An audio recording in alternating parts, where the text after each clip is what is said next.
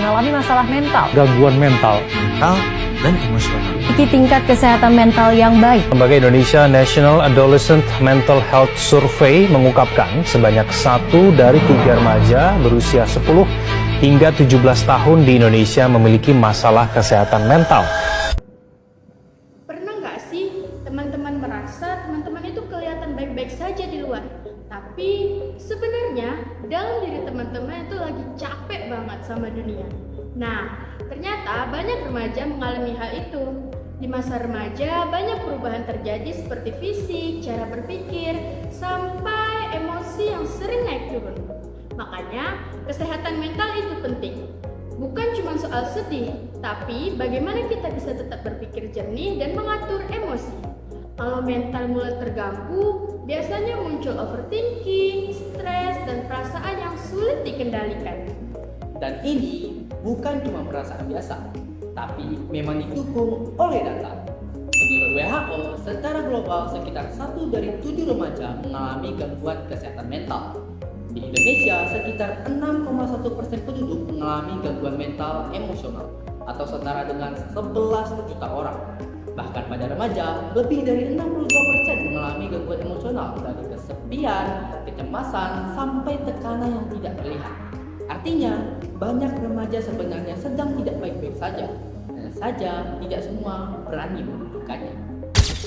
Kalau kita lihat lebih dalam, penyebabnya ternyata bukan cuma dari diri sendiri. Lingkungan menjadi faktor paling besar, bahkan sekitar 34%, yang berarti tempat kita tumbuh dan orang-orang di sekitar kita sangat memengaruhi kondisi mental kita. Selain itu, overthinking dan kesulitan mengontrol emosi juga menyumbangkan sekitar 25%. Dan dari keluarga, sekitar 58,4% remaja mengalami pola asuh yang cenderung terlalu keras atau terlalu bebas, yang bisa memengaruhi kondisi emosional mereka. Jadi, sebenarnya yang dialami remaja adalah tekanan yang terus menumpuk, bukan sesuatu yang muncul secara tiba-tiba. Secara ilmiah pun, ini bisa dijelaskan. Di usia remaja, perkembangan otak dan emosi belum sepenuhnya stabil, sehingga kita jadi lebih sensitif, lebih mudah cemas, dan lebih sering overthinking. Ditambah lagi dengan tekanan dari media sosial dan lingkungan. Semuanya bisa membuat beban terasa semakin berat.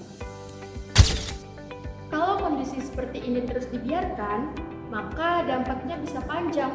Remaja bisa kehilangan fokus, menurunnya semangat, sampai hubungan sosial yang terganggu.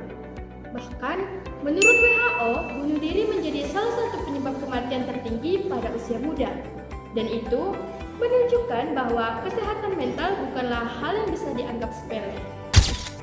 Tapi sebenarnya, kesehatan mental itu bisa dijaga nih teman-teman.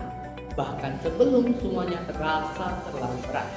Dari penelitian, rasa syukur terbukti bisa membuatkan kondisi mental lebih baik, bahkan sampai 3,58 kali lebih tinggi peluangnya.